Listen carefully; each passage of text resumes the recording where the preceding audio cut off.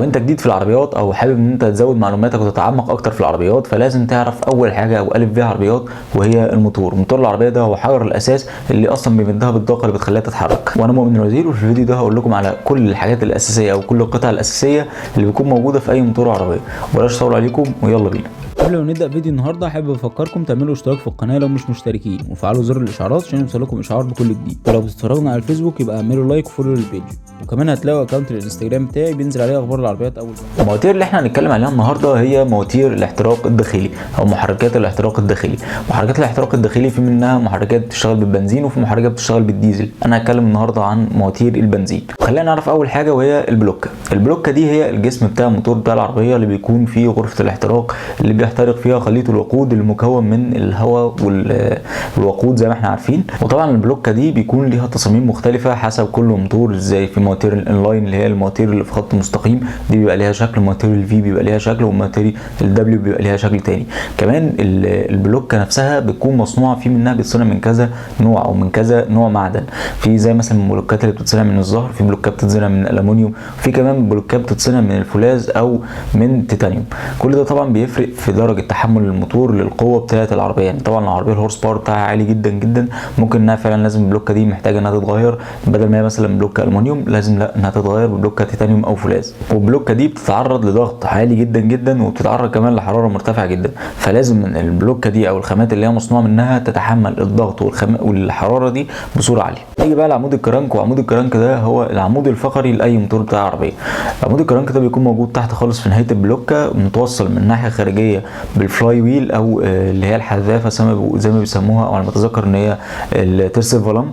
كمان بيكون بقى متوصل جوه البلوكه نفسها بدراعات البيل او بالسلندرات، وهو اللي بيحول الحركه، يعني هو اللي بياخد الحركه التردديه بتاعت الموتور دي بيوصلها للفلاي ويل او لترس الفالام عشان يبدا يوصلها للفتيس ومن ثم مجموعه الحركه. برضه عمود الكرنك ده بيختلف انواعه وبيختلف اشكاله من كل موتور للتاني من حسب ترتيب تشغيل الموتور، وكمان بيختلف برضه في مواد كتير بتتصنع منه زي برضه الفولاذ وكمان التيتانيوم والالومنيوم. نيجي بقى لثالث حاجه وهي البساتم. البساتم دي بتكون موجوده او مكانها جوه البلوكه بتاعت الموتور جوه غرفه الاحتراق، بيكون متوصله بدراع اسمه دراع البيل. بيكون دراع البيل ده ماسك في عمود الكرنك، فبالتالي عمود الكرنك لما بيتحرك الدراع بتاع البيل ده بيطلع وينزل، فبالتالي البستم ذات نفسه بيطلع وينزل، وبالتالي بتحصل عمليه الاحتراق اللي جوه البلوكه. رابع حاجه عندنا هي كارتيره الزيت. كارتيره الزيت دي بتبقى اخر حاجه في البلوكه من تحت خالص، ودي اللي بيكون بيتراكم فيها الزيت وبيتخزن فيها لما انت بتبطل العربيه.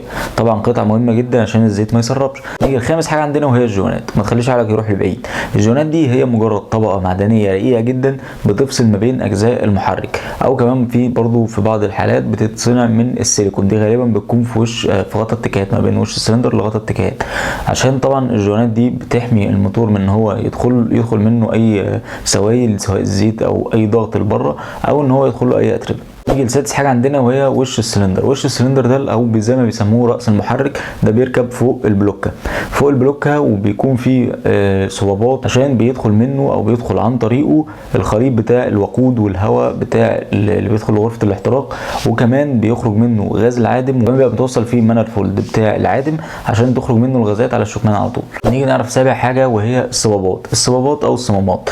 دي بالظبط كده زي الصمام اللي في قلب الانسان، بتفتح بنسبه معينه في وقت معين عشان تدخل جزء معين من الهواء او الوقود، وبرضه بترجع تفتح تاني في وقت معين عشان تطلع غاز العادم. في معلومه حابب اوضحها لكم، وهي ان لكل بستم او كل غرفه احتراق بيكون ليها على الاقل صبابين او صمامين. يعني احنا لو عندنا عربيه فيها موتور 4 سلندر، كل موتور ليه صبابين، هيبقى عندنا الموتور بتاع العربيه ده ال 4 سلندر هيكون مكون من 8 صبابات.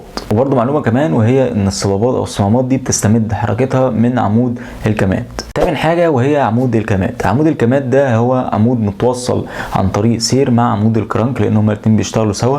وعمود الكمات ده بيفتح الصبابات او الصمامات وبيقفلها في وقت معين بنسبه معينه، عشان لو هو في اي اختلاف هيأثر على طريقه عمل الموتور. وطبعا عمود الكمات ده بيكون مصنوع برضو من كذا حاجه، يعني سواء بيتصنع من الفولاذ او من الالومنيوم او التيتانيوم الى ما ذلك، يعني برضو في مواد كتير.